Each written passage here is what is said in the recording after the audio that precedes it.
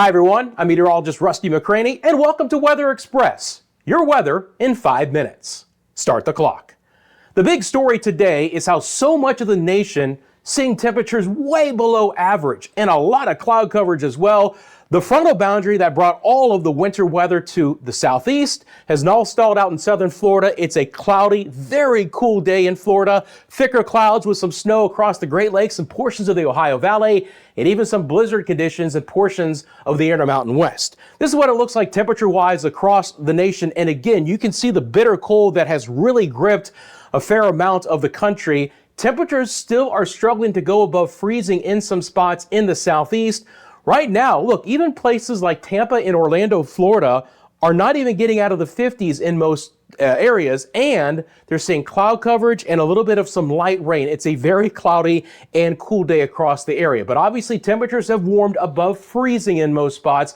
That is allowing some of the snow to melt, but travel is still going to be an issue. But again, no more winter weather is expected, but you get into north portions of Georgia and into the Carolina and Tennessee mountains, and temperatures there are actually still below that magic 32-degree mark. It's a relatively beautiful but certainly chilly day here in the Northeast. This is the cloud coverage. You can see that thicker cloud coverage in the Ohio Valley. We are going to have some lake effect snow, and that's occurring right now through portions of western Michigan coming off of Lake Michigan, and that has prompted some winter weather advisories and even some winter storm warnings that we'll look at. Temperatures across this area are mainly in the teens and the 20s.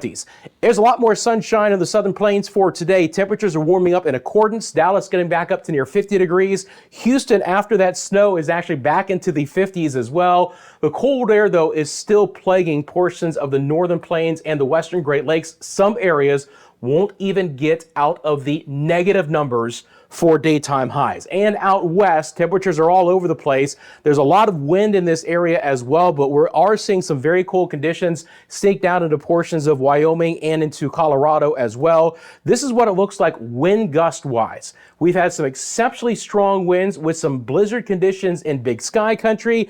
And yes, we continue to see, unfortunately, the high fire threat for portions of the LA metro area. You can see some wind gusts that have actually been over 50 miles an hour in a couple of spots. These are the current advisories that are into play. So again, no more winter weather for the southeast, but now it's still bitterly cold. Freeze warning is in effect for a good chunk of the southeast sides of Georgia and into portions of Florida. We're talking about temperatures here that could slip into the upper 20s to right around 30 degrees.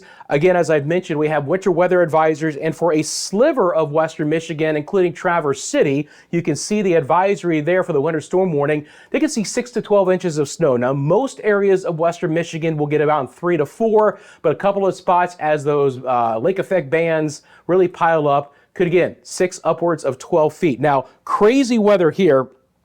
Take a look at this. I want to show you guys the storm report out of the western sides of Montana.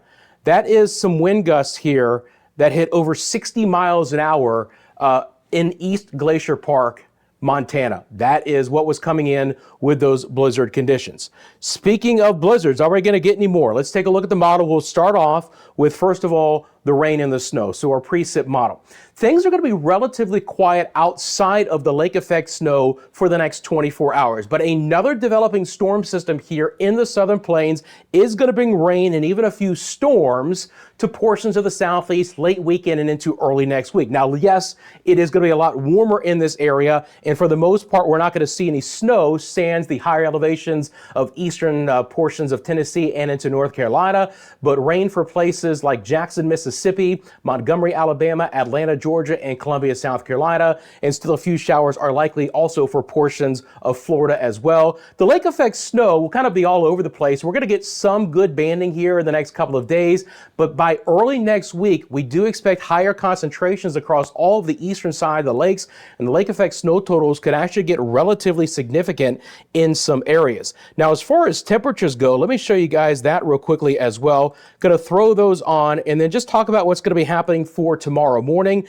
and take a look at some of these numbers again in the western sides of the Great Lakes. You get into Wisconsin, you get into Minnesota, temperatures there will start off below freezing, and even back down into Florida, again, even just north of the Orlando area, we're going to have temperatures around 30 degrees and a lot of 20s in the southeast as well, and some bitterly cold temperatures to kick off through the Intermountain West and portions of the Northeast. So the big story tomorrow is still going to be about how cold it is across the nation, and again, how that will continue for the next several days as well.